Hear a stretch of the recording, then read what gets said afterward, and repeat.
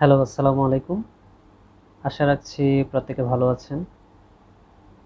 আমি আজকে অত্যন্ত গুরুত্বপূর্ণ একটি ব্যাপারে আপনাদের সামনে কিছু কথা বলার জন্য এসেছি।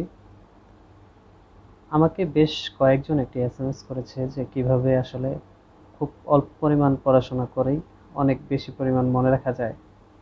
সত্যিই কি এই ধরনের কোনো প্রসেস আছে কিনা?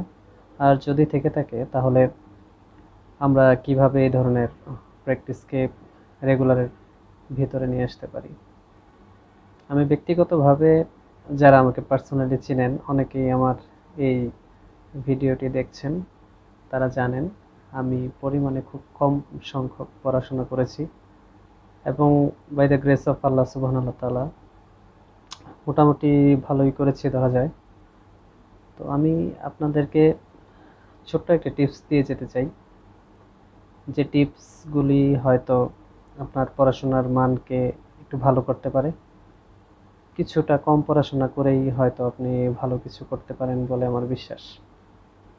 আমি প্রথমেই যে ব্যাপারটির কথা বলবো, আপনি এলোমেলো কোনো কিছু পড়বেন না।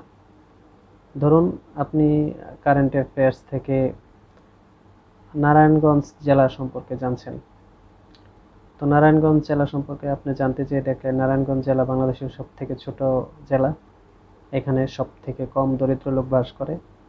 নিউ গ্র্যান্ড রোড ট্র্যাক্ট এখানে অবস্থিত।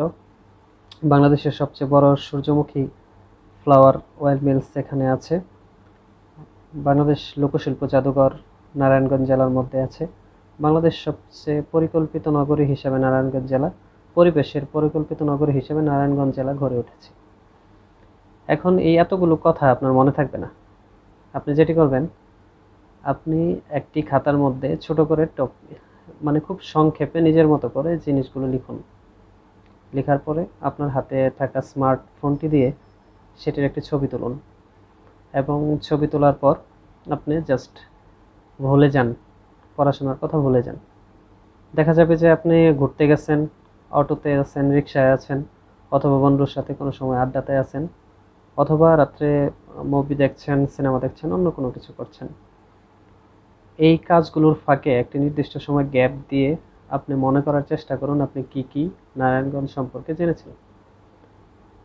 নিজের সাথে নিজে কথা বলুন। কথা বলার পর যখন আপনি আটকে যাবেন, ঠিক ওই মুহূর্তে আপনার হাতের স্মার্টফোনটি বের করে নারায়ণগঞ্জের এই ব্যাপারগুলো জাস্ট 1 থেকে 2 মিনিটের মধ্যে একটু দেখে নিন। আপনি বিশ্বাসও করতে পারবেন না কি অবিশ্বাস্য ধরনের একটি প্র্যাকটিস আপনার হয়ে যাবে এবং নিজের অজান্তেই কমপক্ষে 1 থেকে 2 মাস এই জিনিসগুলো আপনি ভুলবেন না। আমি 2 নম্বর টিপস যদি বলি, তাহলে আমার ক্ষেত্রে যেই ব্যাপারটি হচ্ছে সেটা হচ্ছে লিঙ্ক করে কোনো কিছু পড়া। ধরুন আপনি পড়তে চান রাঙামাটির কি কি ভ্যালি আছে। আমরা মনের মতো করে একটি ছড়া বানালাম, মাই ভাঙ্গা সাজ রাঙ্গা। আমরা ছোট করেই বললাম মাই ভাঙ্গা সাজ রাঙ্গা। এখন মাইতে মাইনমুখী, ভাঙ্গাতে ভেঙ্গি, সাজতে সাজেক, আর রাঙ্গা হচ্ছে রাঙ্গামাটি। এখন দেখুন, আপনার এই কথা সবসময় মনে থাকবে না, কিন্তু আপনি জানবেন রাঙ্গামাটি জেলায় দুটি নদী আছে। একটি হচ্ছে মাইনী নদী, আরেকটি হচ্ছে কর্ণফুলী নদী। কাজেই মাইনী নদী যেখানে আছে, মাইনমুখী ভ্যালি সেখানেই থাকবে, এটাই অনেকটা স্বাভাবিক ব্যাপার। কাজেই এই ধরনের ইন্টারলিঙ্ক করে যদি আপনি পড়াশোনা করতে পারেন, আমার বিশ্বাস বিসিএস এর প্রিলিমিনারি টিকা এবং সেজন্য অনেক বেশি ব্রেইন খরচ করতে হবে, পাগল প্রায় হয়ে যেতে হবে, এমন কোনো কথা নেই। আর আজকের এই ভিডিওটি বানানোর উদ্দেশ্য হচ্ছে, আমাদের এই unknown A to Z Facebook পেজটিতে আমার একটি টার্গেট ছিল 2000+ ফলোয়ার যদি কখনো হয়, অর্গানিক ফলোয়ার যারা সত্যি আমার ভিডিওকে লাইক করছে, তাহলে আমি এখানে কিছু ভিডিও সিরিজ বানাবো। ম্যাথমেটিক্স, ইংলিশ, বাংলাদেশ বিষয়াবলী, ইংলিশ, আন্তর্জাতিক বিষয়াবলী, যে ব্যাপারগুলো বিসিএস অহরহ এসে থাকে, আমার সীমিত জ্ঞানের আলোকে সেটি যদি আপনার কাজে লাগে, তাহলে সে লক্ষ্যে আমি কাজ করব। তো আমার অলরেডি ফলোয়ার 20 দিনে 2500 ক্রস করছে। আপনাদেরকে ধন্যবাদ যারা আমার পাশে ছিলেন। আমার পাশে থাকবেন, এই পেজটির সাথে থাকুন।